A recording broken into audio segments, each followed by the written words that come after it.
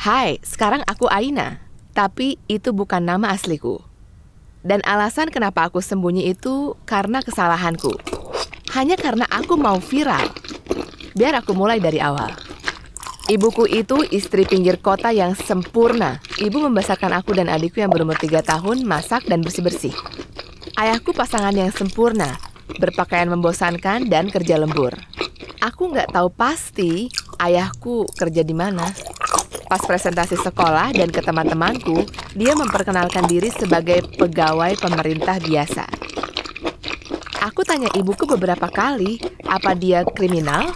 Tapi ibu selalu jawab, ibu nggak bisa bilang iya atau enggak. Aku ngerti kalau ibu ngerjain aku, tapi aku beneran bertanya-tanya. Pernah, waktu ibuku lagi pergi ngunjungi nenekku, aku sakit dan nggak bisa ke sekolah. Jadi ayahku harus di rumah sama aku. Aku nggak dengar bel, tapi ada orang di pintu belakang ngomong sama ayah. Aku menyelinap keluar kamar untuk ambil air. Aku tahu harusnya aku nggak boleh nguping, tapi aku nggak tahan dan aku dengar pria menyebut ayahku dengan nama lain. Sejak hari itu, aku merasa ayahku kayak orang asing yang menghipnotis ibuku. Waktu aku umur 16, ayah dipromosi. Jadi apa? Aku juga nggak tahu. Tapi kami pindah ke rumah baru yang megah. Aku sedih harus ninggalin perumahanku karena semua temanku ada di sana termasuk Om Greg. Dia bukan omku beneran, tapi dia teman dekat keluarga dan punya toko di mana aku dan teman-temanku suka main bareng. Dia juga sering ngunjungin kami untuk bantu ibuku waktu adikku baru lahir. Dia juga sering bantu aku ngerjain PR. Tapi sekarang kami di sini, pindah komunitas dan merencanakan liburan ke luar negeri. Hal yang nggak pernah kami lakukan sejak aku kecil. Kami ke Maroko, tempat kelahiran ayahnya ayahku. Aku pikir kita bakal minum koktail di pantai yang indah, tapi di bagian pertama dari liburan, kami malah ngunjungin kota-kota yang agak kecil dan kumuh. Jadi, aku dan ayahku berantem karena aku menghabiskan waktu chatting sama teman-temanku di TikTok, bukannya sama orang tuaku dan orang-orang yang nggak pernah aku temui seumur hidupku. Aku nggak terima dimarahin di depan orang asing yang lagi berbaring, walaupun aku nggak yakin mereka ngerti apa yang aku bilang. Jadi, aku teriak sekencang-kencangnya. Ayah nggak ngabisin waktu sedikit pun sama aku sejak aku kecil. Jadi ayah berharap apa? Buat aku sih, Om Greg, ayah yang lebih baik. Lalu aku pergi keluar sambil lanjut chatting di HP. Besok paginya, ayahku ngebangunin aku dan mengajakku jalan berdua saja ke kota besar di dekat kota kami untuk menghabiskan seharian di kolam renang. Di perjalanan, ayah melihat ke kejauhan sambil nyetir dan matanya mulai berkaca-kaca. Kayak yang kamu lihat, beberapa generasi hidup di bawah satu atap. Ayah tinggal sama orang tua dan kakak ayah di kamar kecil sampai lulus. Ayah nggak pernah punya privasi atau komoditas. Jadi waktu ibumu bilang, kami diberkati denganmu, ayah janji untuk berusaha bikin hidup yang lebih baik buat kamu. Ayah lanjut cerita tentang beratnya mendedikasikan waktu untuk kerja dan meninggalkan momen bersama kami. Tapi sekarang, dia udah mencapai level di mana dia bisa menghabiskan waktu sama kita. Dan itu yang bakal dia lakukan seterusnya. Susah untuk nggak nangis, tapi aku tahan diri.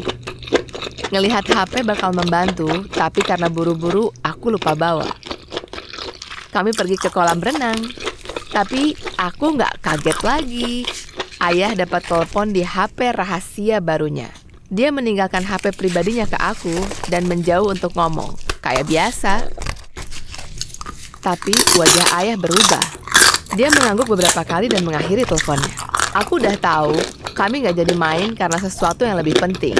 Tapi ayah nggak bisa bilang apa-apa. Udah biasa.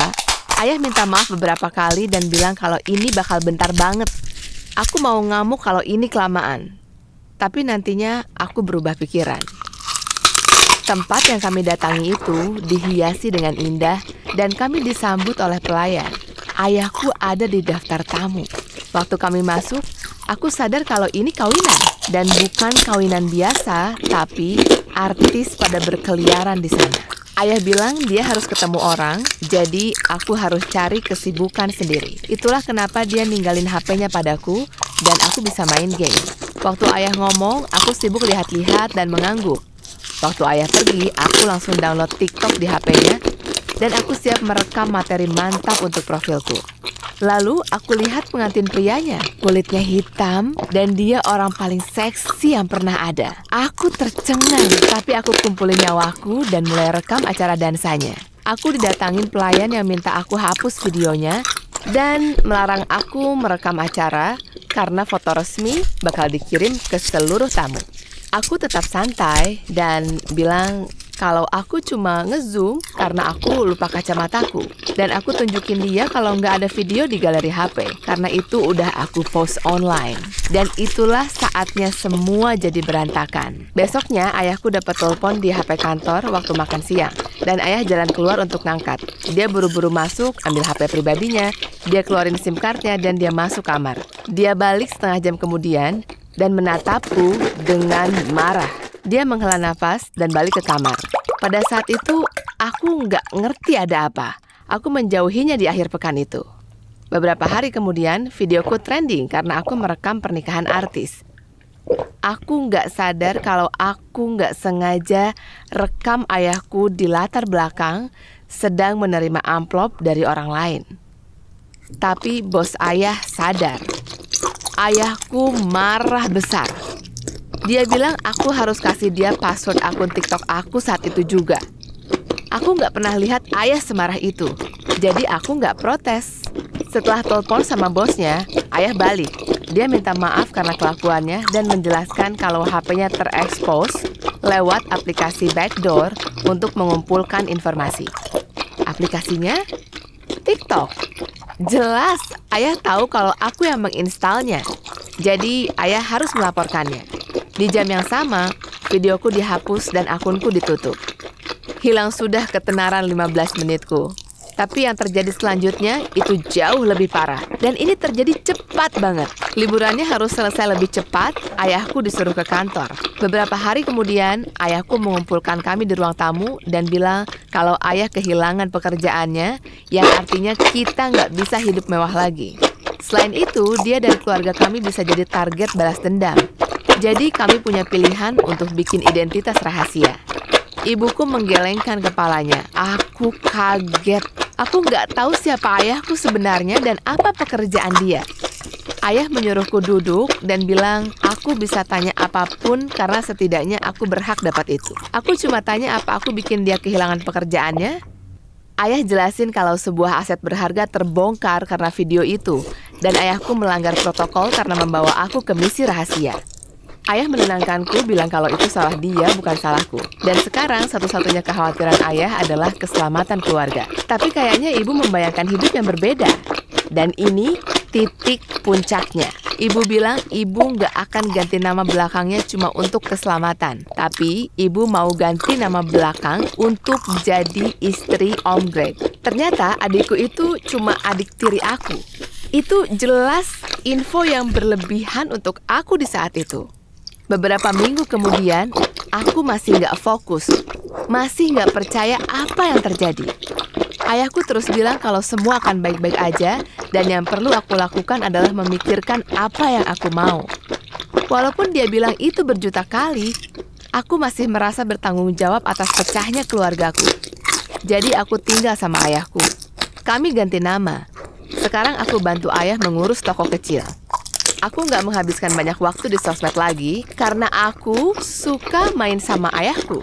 Aku belajar menghargai privasi kami. Satu-satunya rahasia yang nggak layak disimpan adalah antara keluarga. Ayahku punya banyak cerita menarik untuk diceritakan. Dan akhirnya, aku bisa benar-benar melihat dedikasinya padaku, keluarga kami, dan pada negara. Lagi pula, aku juga berlaku sebagai mata-mata selama sehari.